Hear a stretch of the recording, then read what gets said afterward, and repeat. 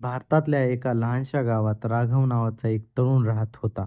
तो लहानपणापासूनच साहसी आणि कुतूहलाने भरलेला होता आणि त्याला नवनवीन ठिकाणी फिरण्याचा खूप छंद होता. त्याचं स्वप्न होतं की तो पूर्ण भारत फिरून प्रत्येक कोपऱ्याला पाहावं आणि त्या ठिकाणी राहणाऱ्या लोकांच्या जीवनशैली, परंपरा आणि त्यांचे रोजचे जीवन कसं असतं त्याचा अनुभव घ्यावा. एक दिवस राघवने ठरवलं की तो आपल्या प्रवासाला सुरुवात करेल.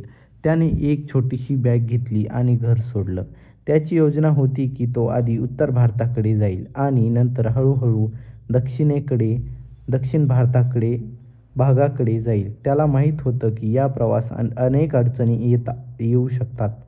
पण त्याला हे देखील माहीत होतं की एक चांगला प्रवासी त्याच्या चालाकी आणि धैर्याला ओळखत जातो. राघवने आपल्या प्रवासाची सुरुवात दिल्लीहून केली. तो ट्रेनने प्रवास करत होता. दिल्लीहून उत्तर भारताकडे जात असलेली एका ट्रेनमध्ये बसून राघव खिडकीतून बाहेर पाहत होता. ट्रेन हळूहळू वेग घेत होती आणि तो विचार करत होता की भारतातील विविध भागातील काय काय बदल होत असतील. त्यांची अनेक पुस्तकं वाचली होती, जी त्या प्रदेशाची संदर्भात होती, पण त्याला प्रत्यक्ष अनुभव घेत महत्त्वाचा होता. त्यानंतर ट्रेनमध्ये एक दुसरा प्रवासी राघवशी बोलू लागला. तो एक वृद्ध माणूस होता. त्याचे नाव अमित होतं. अमितने राघवला विचारलं, "तुम्ही कुठे जात आहेत बाळा?" राघवने उत्तर दिलं, "मी पूर्ण उत्तर भारताची यात्रा करत आहे." अमित हसत म्हणाला, "सांगितले बाळा, यात्रा खूप काही शिकवते.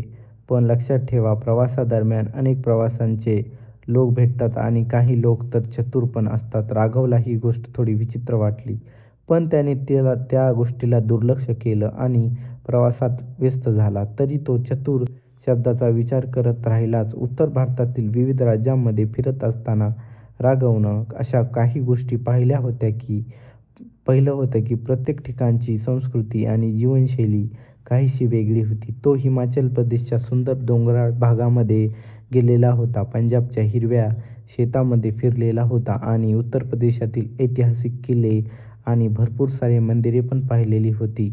पण एक दिवस जेव्हा तो एक लहानशा शहरात थांबला, त्याला असे काही दिसले की त्याने कधीच कल्पनाही केली नव्हती. पण त्याला काय दिसले हे सांगतो मी तुम्हाला आता. तो एका छोट्याशा हॉटेलमध्ये थांबलेला होता. तेव्हा एक माणूस त्याच्या खोलीत आला आणि त्याला म्हणाला की तुम्ही खूप चांगले माणूस आहात, पण तुम्ही इथे अधिक चांगला अनुभव घ्यायचा असेल तर तुम्हाला काही विशेष करावं लागेल. राघवने विचारलं, "काय करायला लागेल विशेष?" माणूस हसत म्हणाला, "हा शहर खास आहे. इथे जीवनाची एक विशेष चमक आहे. जर तुम्ही माझ्याबरोबर काही वेळ चाललात तर तुम्हाला कळेल की मी काय सांगतोय." राघवला थोडं संशय वाटला, पण त्याच्या कुतूहलामुळे तो त्या माणसाबरोबर जायला तयार झाला. तो माणूस राघवला शहराच्या बाहेरील भागात घेऊन गेला. तिथे एक विचित्र बाजार होता, जिथे सर्व प्रकारची वस्त्र विकली जात होती, काही साधी, काही रहस्यमयी. माणसाने सांगितले, "इथं लोक आपले नशीब आजमायला येतात आणि इथं व्यापारासाठी थोडी चतुराई लागते." राघवने विचारलं, "तुम्ही काय म्हणताय?" माणसाने त्याला एक चमचमीत सिक्का दाखवला आणि म्हणाला, "हा सिक्का कोणाच्याही आयुष्यात बदलू शकतो, पण त्याला योग्य वेळेवर वापरणं आवश्यक आहे." राघवने थोडासा नकारात्मक उत्तर दिलं, "मला अशा जादूटोणा विश्वास नाही." त्यानंतर माणूस हसला आणि म्हणाला, "हे जादूटोणा नाही, हे फक्त चतुराई आहे. जर तुम्ही त्याला योग्य वेळ आणि योग्य पद्धतीने वापरलं तर तुम्हाला तुमच्या ध्येयापर्यंत पोहोचू शकतं." राघव विचार करत राहिला, हे माणूस खरंच चतुर आहे की तो मला गोंधळात टाकत आहे? पण त्याने या विचारानंतर सिक्का आपल्या खिशातच ठेवला आणि काही दिवसांनी राघवला असं जाणवलं की त्या सिक्क्याने त्याला त्याच्या निर्णयामध्ये अधिक आत्मविश्वास आणि धैर्य दिलं. तो पटकन समजला की तो माणूस त्याने जादूने नाही तर जीवनातली योग्य निर्णय घेण्याची शक्ती देत होता. त्याने ठरवलं की आता त्याचा प्रवास प्रत्येक टप्प्यात अधिक चतुराईने विचार करायला लागतो.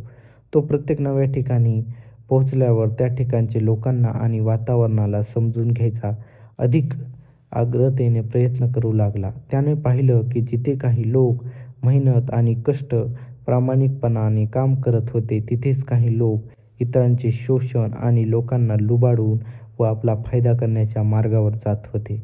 राघवने हे सर्व अनुभवले आणि तो समजला की एक योग्य प्रवासी फक्त प्रवास करत नाही, तर त्या योग्य आणि अयोग्य यामधील फरक देखील ओळखता येत आवश्यक आहे.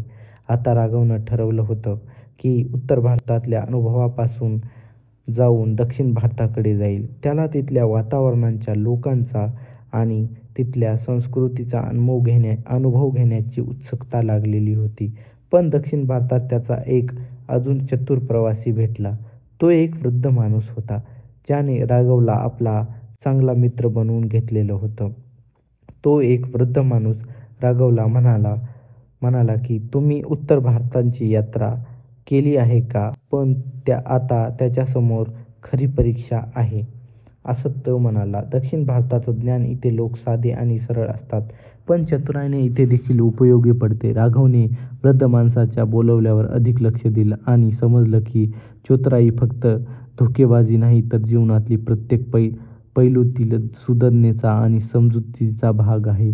आता त्याला हे समजलं होतं की एक चांगला प्रवासी तोच आहे, जो प्रत्येक परिस्थिती आणि बुद्धिमत्ताने योग्य प्रकारे आणि योग्य विचार करून योग्य निर्णय घेऊन वापरतो. राघवने आपला प्रवास पूर्ण केला, पण तो फक्त स्थळे आणि ठिकाणे पाहून परत आलेला नव्हता. त्याने मार्गावर खूप काही शिकलं होतं. चतुराई म्हणजे फक्त फसवणूक नाही, तर जीवनातली प्रत्येक क्षेत्रात सुज्ञतेने निर्णय घेणं आणि संतुलन राखणं होतं. एक चांगला प्रवासी तोच आहे, जो फक्त बाह्य जगाचा विचार नाही, तर आपल्या अंतर्मनाचा विचार देखील योग्य मूल्यांकन करतो. त्याचा प्रवास आता संपलेला होता, पण तो जाऊन होता की खऱ्या प्रवासाची सुरुवात तर आज झालेली होती. जीवनाच्या प्रवासाची आता ती प्रत्येक ठिकाणाला एक वेगळ्या दृष्टिकोनातून पाहत होता आणि तो समजून चुकला होता की चतुराई म्हणजे जीवनातील प्रत्येक पैलूतील बुद्धिमत्तेचे सामंजस्य आहे. कथा संपली.